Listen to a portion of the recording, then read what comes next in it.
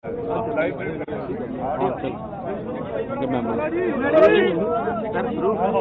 जी, speaker बंद करा दो और चल लेना, और चलूंगा। सभी पत्रकार यहाँ जो शंभू बॉर्डर पर खड़े हैं सभी का धन्यवाद करते हैं। और आज आप देख रहे हैं हमने अपनी ओर से भरसक प्रयास किया, जतन की वार्ता का हमें न्योता मिला, हम उस वार्ता में गए। हमने हाथ बांध के केंद्र सरकार को ये निवेदन किया कि आप हमारे साथ बैठकर हमारे मसलों का हल कीजिए। अब सभी मांगों के ऊपर, एक एक मांग के ऊपर चर्चा हो चुकी है। अब तो निर्णय लेने का समय है। अगर केंद्र सरकार का हेड ऑफ स्टेट आगे आए और वो कहे कि हम एमएसपी गारंटी कानून बनाने के लिए तैयार हैं, ठीक है, आगे इससे आगे बढ़ा जा सकता है और स्थिति को शांत किया जा सकता है। जो हमें नजर आ रहा है, यहाँ एक एक माँ का एक एक बेटा है। हम अपनी ओर से बिल्कुल पीसफुली रहेंगे, पर जो हमने देखा कि केंद्र अर्धसैनिक फोर्सों के द्वारा किसान और मजदूर की आज खून की होली खेलेगा।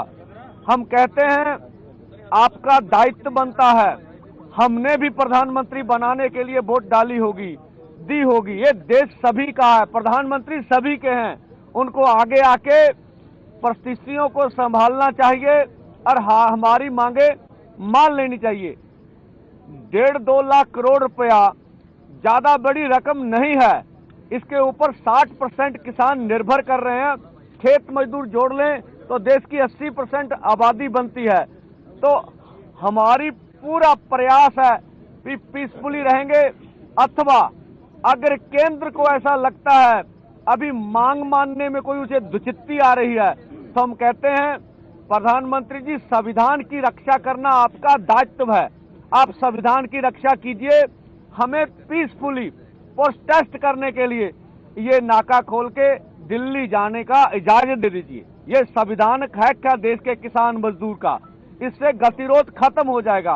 और आगे भी हमारे जवान है, इधर किसान है, वो भी हमारे परिवारों से है, हम भी अपने हैं। इसलिए हम नहीं चाहेंगे कि हम ऐसा कुछ हो जो देश को आज दुखद तस्वीरें देखने में सामने आए। और हम अपनी ओर से कोई प्रहार नहीं करेंगे, पीसफुली रहेंगे। अब गेंद केंद्र के पाले में, कि वो आने वाले समय में क्या फैसला करते हैं। देखिए, जैसे मेहर साहब ने बताया कि हमारी मंशा किसी तरह का भी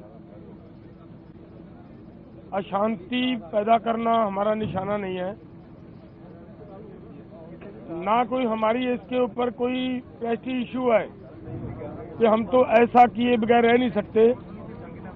लेकिन बात ये है कि हमने दिल्ली जाने का प्रोग्राम बनाया, ये आज से नहीं बना, ये 7 नवंबर की हमने कॉल दे रखी है। 7 नवंबर से लेकर अगर आज सरकार ये कहे कि समय कम है हमारे पास, तो मुझे लग रहा है सरकार की ये टाल मटोल की नीति है। सरकार को ऐसा ना करते हुए देश के किसान मजदूर के पक्ष में फैसला लेना चाहिए। किसान देश का किसान है, देश के किसान ने देश को सेल्फ डिपेंड किया है, दिन रात मेहनतें की हैं। 7 लाख के करीब आज तक किसान सुसाइड कर चुका है।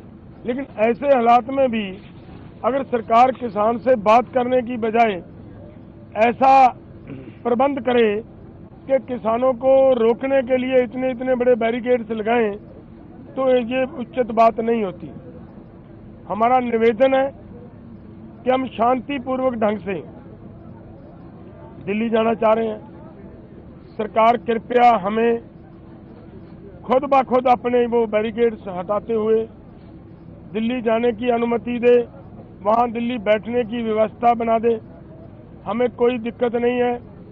लेकिन अगर फिर भी नहीं ये सरकार करना चाह रही, तो फिर हमारी मांगे हैं वो मान ले। हमारे देश के प्रधानमंत्री जी हैं, हमारी सरकार जो वहाँ दिल्ली में बैठकर बड़े बड़े फैसले लेती है हमारे आम देश, पूरे देश के लोगों के लिए, वो आज अपने किसानों के लिए एक बयान नहीं दे सकते कि भाई किसानों का हम ये मामला, उनके फसलों की खरीदी का गारंटी का कानून बनाने के लिए तैयार हैं, बनाते हैं, तो किसान भी शांत रहें। हम शांत हैं, किसानों को शांत कहने की किसी की जरूरत नहीं है। किसान पहले से ही पूरी तरह शांत हैं, सिर्फ उनकी एक हाथ आगे बढ़ेगा तो किसान अपने आप 2 हाथ आगे बढ़ाता है। सो इसलिए मैं किसानों और नौजवानों को भी ये अपील करूंगा कि देखिए आज जिस तरह का माहौल है, सरकार जिस तरीके से अपनी जिद पे अड़ी हुई है, ऐसे हालात को बड़े दिमाग से, बड़ी समझदारी से हमें हैंडल करना होगा। कहीं ऐसा ना हो कि हम आपा खो बैठें।